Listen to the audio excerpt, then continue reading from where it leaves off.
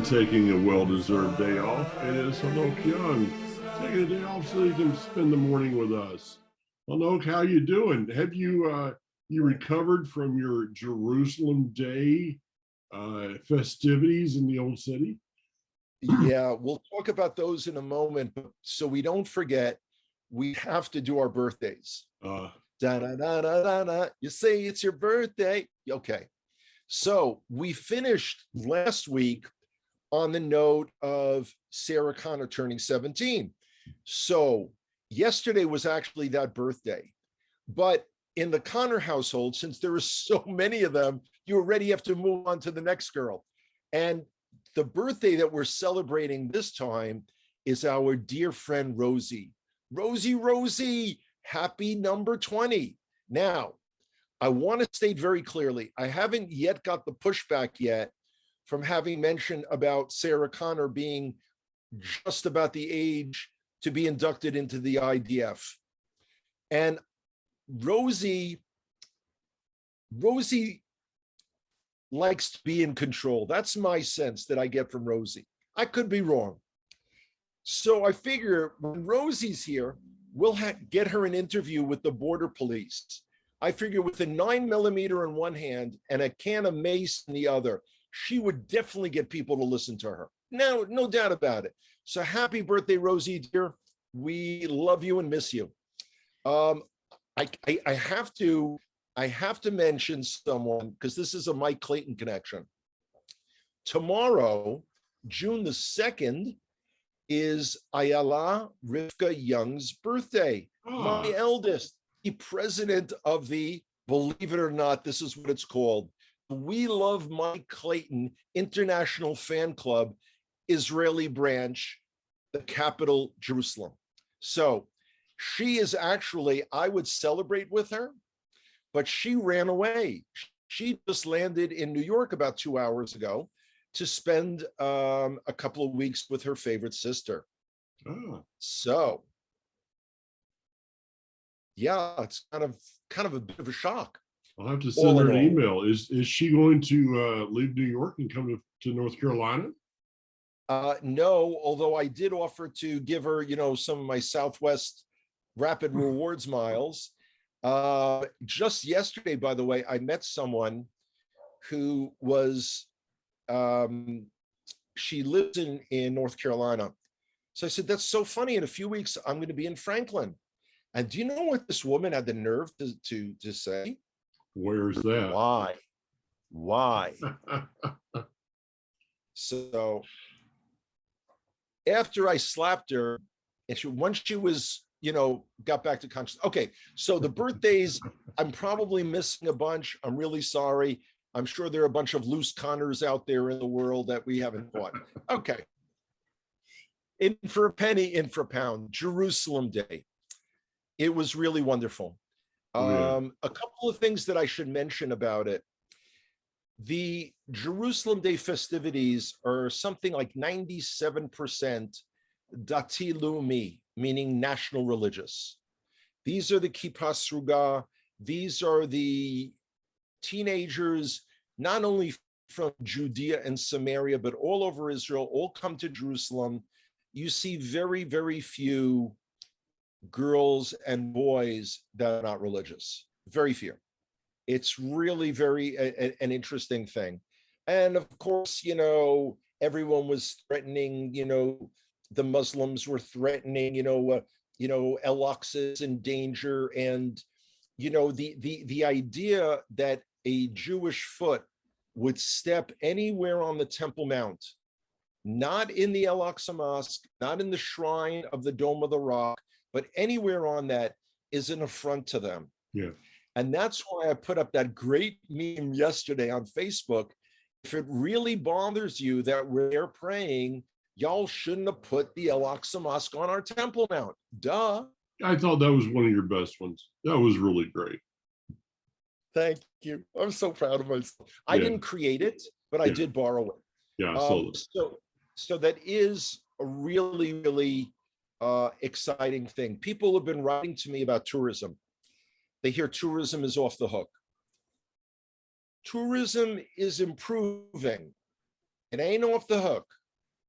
There are huge gaps. A lot of my friends who are guides, really close friend was telling me she has no business in June and July. Huh. So the reason I seem so busy is I scramble around taking any part-time guiding work, however poorly paid it is, just to try to recoup, to be able to pay back the 2 years of not being able to work at all. It's created some bizarre situations. You do meet some wonderful people, but the day tours that I do through a company that I probably should stop mentioning by name, it's a cheap tour, and people, it's kind of like if you pay for a Volkswagen, don't expect to ride in a Mercedes or a BMW. Mm-hmm. So, those are the frills. They get for those who have me, they have a wonderful guide who keeps them entertained, educated, enlightened, and all that stuff. And I bring along my little flip charts showing what the temple looked like. And in fact, a number of weeks ago, when I did that Christian tour on the Mount of Olives, and I said, you're standing here and this is what you see. Now let me show you this book that shows you this is what Yeshua saw. Mm-hmm. This is what was there. I think it's pretty subtle, all in all.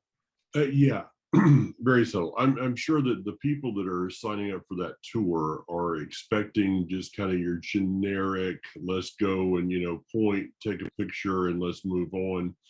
And I can understand that they're getting much more than they ever bargained for, and are probably going back shaking their heads a little bit. So I got a question for you on Jerusalem Day. How big was that flag that was in at the Western Wall Plaza? It was huge. Yeah. It was huge. And I have to tell you, even though the parade didn't start walking towards Old City until 4 o'clock in the morning, after every minyan, every prayer service at the Western Wall, these young guys and young women were dancing like mad. It was crazy. Oh, now, on that day, I have to share with you, walking groups back from the Western Wall Tunnels tour through the Muslim Quarter was not a happy experience. No. When the security guards say, why do you have to do this? Walk back on the inside. So, yeah. But as my mother would have said, this too shall pass, and indeed it did. Yeah. Let me just update you on some of my business things. Of course, my whole life and heart are beating for our Connect group, which will be arriving on October 31st. One of the other groups that I was supposed to have at the end of December into January, I was contacted by one of the younger teachers in the Hebrew Roots movement. I don't know if you know this, Mike, but there seems to be like kind of a push-pull going on, kind of a tug of war between these so-called younger teachers and those who are perhaps not young. They're not Hanoch young, I know that, but whatever they are. Anyway, so I was contacted asking if I was available, and I was kind of surprised because this is one of those congregations that won't have me back because I'm a Jew. So, kind of shrugging my head why they reached out to me as a guide. So the tour operator that they use happens to be an Arab company. Oh. Never worked for an Arab tour company in Israel. Anyway, so they told me to reserve the dates. Everything is set. I asked to see the itinerary. They didn't get back to me. They just got back to me the other day and they said, guess what? The tour leaders, these two guys, teachers, they're traveling and working on Shabbat, on Friday, and as he put it, Saturday, throughout the country, just, going, in other words, so now I've seen over the last number of years, there is a tendency among some in the loosely defined Hebrew Roots movement to not, kind of like Shabbat's cool when it doesn't get in the way of everything else that we want to do. Yeah. And to to give you a little disclaimer, I mean, it was last week or so, but just over a week, it was the first time, that was the first time I'd ever gone to Israel. I was a pastor of a Southern Baptist Charismatic Pentecostal with Messianic Zionist leanings church. And, I mean, we toured on Shabbat. The first probably 2 or 3 tours that I did in Israel, this is 20 something years ago, and we were just kind of trying to figure the whole thing out. Right. But to me today, and I watch as groups go over, and I know that I believe Rico in his tours, they take Shabbat off. We do, of course. And I don't know, because I've never guided for Rico in his tours. I have no idea. I mean, I know Rico well and respect Rico. But to say that you're into Hebrew roots, the Torah, and to then not respect Shabbat, especially when you're in Israel. And I think that in Israel, Shabbat is such an amazing experience because there's no other place in the world that you really feel the spirit of Shabbat. And it's changed, as you know, it's changed through the years. 20 years ago, you didn't see a car driving. There was nothing. Nobody was doing anything, except walking around. There was nothing open. Now it's, with the Arab influences and things, it's changed some. But it's still there. You can feel when the sun is setting on Friday night. Absolutely. You can feel Shabbat as it's entering into the land. And so, I mean, for us on our tour, it's a non-negotiable for us to have Shabbat off. It's actually a non-negotiable. I want to be in Jerusalem. I want to be in the city of Jerusalem for Shabbat, because it is just the heart of everything. So that's my opinion. No. Listen, even though I specialize in guiding Christian groups, I realize that 99.9% of Christian groups are off limits to me because they do travel over Shabbat. Yeah. That doesn't surprise me. Hebrew roots teachers not even peripherally observing or acknowledging Shabbat was a bit of a surprise to me. But hold on, let's go to a different issue on this, and that is to go, and I'm not speaking against other tours in what I'm saying. I'm just giving what our convictions are regarding this. I don't have a hatred for Arabs specifically. I do have a hatred for the system that is behind most Arabs, which includes the one less terrorist that's in the land today, down at Gucci Zion, that came at an IDF soldier with a knife and is now whatever. But one less one to deal with. But there's the terrorism in Israel is propagated by Arabs, and so for me to go over and to use an Arab company, an Arab bus driver, go to Arab hotels, I cannot guarantee that money that I'm spending there will not in some way go to propagate terrorism in the land. So I just any argument for me on that. Yeah, I know, and I mean, it has caused us numerous problems as in our Connect Israel tour. We've had to, we don't,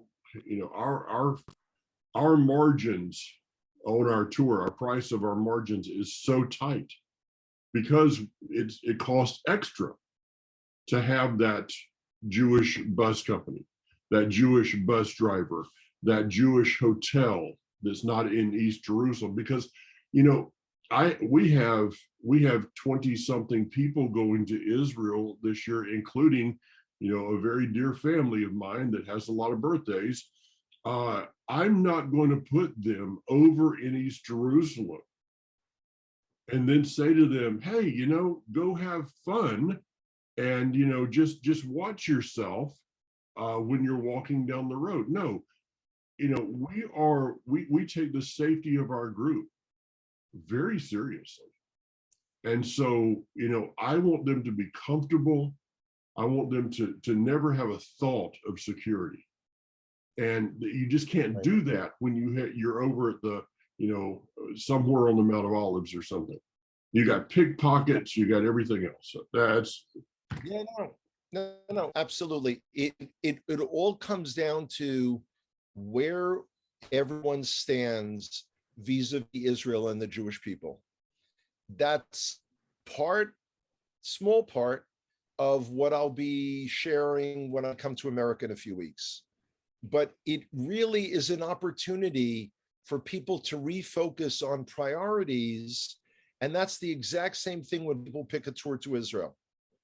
And why it is they don't notice that they're staying in a hotel that is an Arab hotel that is not kosher, when all of the other major hotels in Israel are.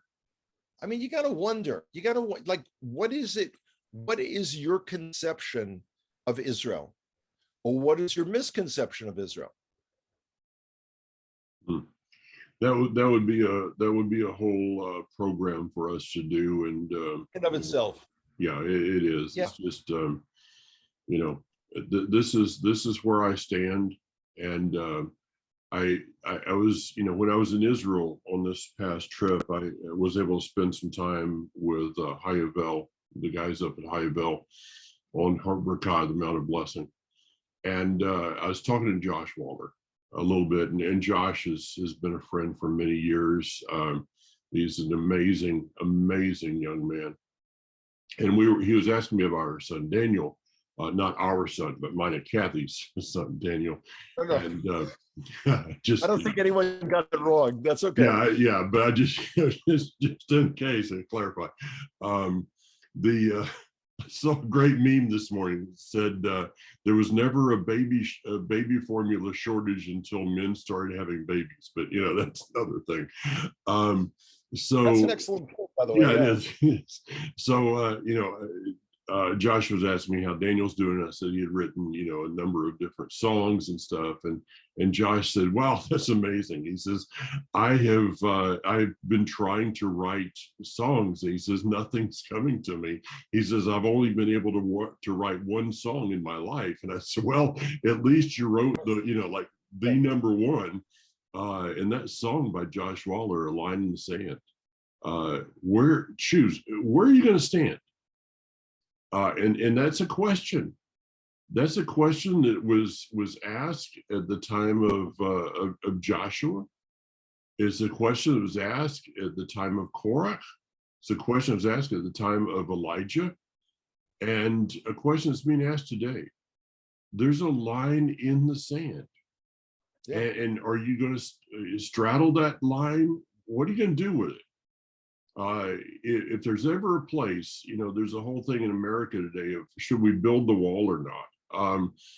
That line in the sand of where we stand should become a wall that is impenetrable, that I refuse to step over that line. We've got to become a people of conviction, and I mean, I could preach that same sermon to Reform Judaism. There's so many places out there. No, but the problem is when you refer to Reform Judaism, you're speaking as if it were an organized entity. Yeah. It's just the label of the synagogue, or as they would call it, temple, that they have a membership to and go once or twice a year. It's irrelevant. It is more relevant to their life what kind of flannel shirt or cotton shirt they put on. So, yeah, Yeah, I know. not worth speaking about at all. Yeah. Anyway, so meanwhile, of course, you check the news from Israel on any given day, and we're going from one political crisis to the other political crisis. The country remains deadlocked. We went through multiple elections. We came up with a coalition government unlike one that we've ever had before. And every day there's rumors and innuendo. So I ask people, just focus on what you're doing. Again, I'm still waiting. All those people that promised, the countless number of people that I know promised they would come in Israel, they would come in Israel. They're not. Other people are. It's interesting. I'm meeting more and more Americans and Europeans who either work for an Israeli high-tech company Mhm. or their companies work with, in conjunction with an Israeli high-tech company. So they're here for some kind of training. Yeah. Those people, foreigners that work in the United Arab Emirates are coming here for vacation. Well, anybody that takes a moment, I mean, go online and type in the benefits that have been given to the world by Israel, by the Jewish people. The list is, it's you gotta buy new ink for your printer to print that thing out. In fact, the governor of Arizona is in Israel, I guess, right now, meeting with them regarding the desalinization program that Israel has done. And this happened back in the early 2000s when the Kinneret, the Sea of Galilee, was down at, let's move the red line down, down, down, and down instead of doing something about it. Well, finally, somebody decided to do something about it. They developed this desalinization program. And now you guys bringing that water into the Kinneret, the crisis caused a solution. And Israel responding to the crisis and doing something about it is now being exported probably to Arizona, which has an amazing, water crisis right now with all the people moving in there. California could be doing this, but to consider what Israel has done for the world is that list is long. It's phenomenal. Agreed. Yeah. So hey, we're about out of time, and I know you got some loose ends to wrap up. You've got a tour coming in, so you have to pack your 45 suitcases that you carry for the tour. And well, actually, I won't need as much for the simple reason that I have to leave them Friday afternoon because of Shabbat and Shavuot. But yeah, well, it's just, this is one of those tours from 2020 that was rescheduled until 2021, and now is here now. So grateful for the work. With that, Chag Sameach. Chag Sameach, guys. Take care. See you next week. Bye-bye.